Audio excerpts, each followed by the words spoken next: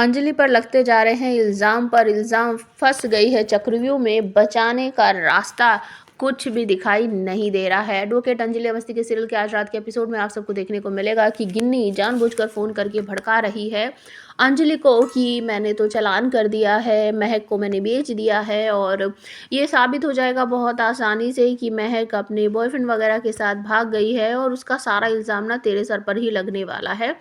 ये सब कुछ जानते हैं राघव सिंह राजपूत भी और वो तुरंत ही अपने घर से निकलते हैं अंजलि के पास जाने के लिए। उससे पहले ही आरती और गिन्नी की जोड़ी ने एक और बड़ा कांड कर दिया है। पुलिस स्टेशन में जाती है और वहाँ जाकर वो अंजलि बनकर जाती है आरती और कहती है कि महक बहुत घटिया लड़की है, बहुत सारे उस पर इल्ज़ाम लगाती है और कहती है कि उन्होंने हमारे परिवार का नाम खराब कर दिया है और वो किसी के साथ घर छोड़कर भाग गई, इस तरीके की बातें बोलती है। और जो विद्युत थे उस टाइम वही थे, तो वो रिपोर्ट वगैरह लिख लेता है और वो वहाँ से चली जाती है।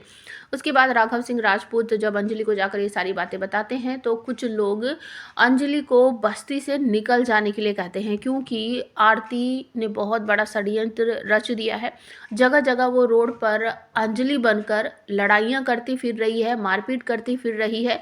पब्लिक को ये लग रहा है कि ये तो अंजलि है, अंजलि ऐसा कैसे कर सकती है, वो तो बहुत अच्छी है, दुखियों का सहारा बनती है और सभी लोगों की मदद करती है। लेकिन इसे हो क्या गया है, मतलब इसकी बेटी इसके साथ नहीं है तो उसका बदला क्या ये हम लोगों से लेगी, इस तरीके से हम लोगों के साथ मारपीट करेगी। मतलब अगर वो किसी ऑटो में बैठकर जा रही है तो उससे उल्टा पैसे मांग रही है।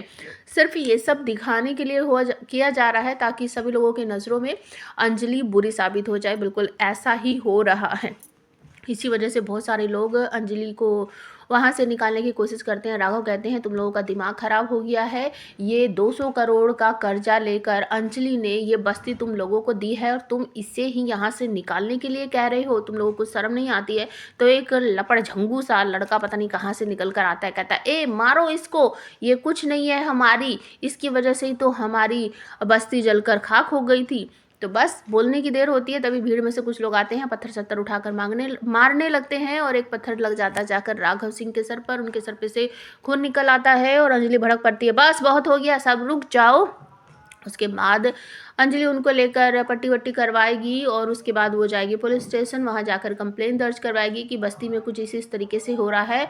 और विद्युत कहते हैं आप अभी तो आई थी, कंप्लेन दर्ज करके गई है। अंजलि मना करती है कि नहीं मैं नहीं आई थी। राघव भी कहते हैं ये सुबह से मेरे साथ ही है, हम तो अभी बस्ती में से निकले हैं। लेकिन विद्युत कहते हैं कि अभी तुरंत आई थी, ये देखिए आपने रिपोर्ट लिखवाई है। तो पंकज पुरोहित आकर कहते हैं लेकिन इस पर साइन तो अंजलि के नहीं हुए हैं। विद्युत कहते हैं कि सर आप सीसीटीवी कैमरा चेक कर सकते हो। कुछ और इंस्पेक्टर वहाँ रहते हैं तो पंकज उनसे भी पूछते हैं, वो भी हाँ कर देते हैं कि सर ये अभी तो यहाँ पर आई थी। अंजलि कहती है मैं नहीं आई थी, ये सब झूठ बोल रहे हैं। तो पंकज कहते हैं ऐसे कैसा हो सकता है, सब लोग झूठ कैसे बोल सकते हैं, आप अपने आप पर काबू रखिए और घर के अंदर ही रहिए, बाहर कहीं मत जाइए। अंजलि कहती है कि सर मुझे ऐसा लग रहा है कोई मुझे फंसाने की कोशिश कर रहा है, बहुत बड़ा चक्रव्यूह रच दिया गया है जिसमें मैं फंसती नजर आ रही हूँ।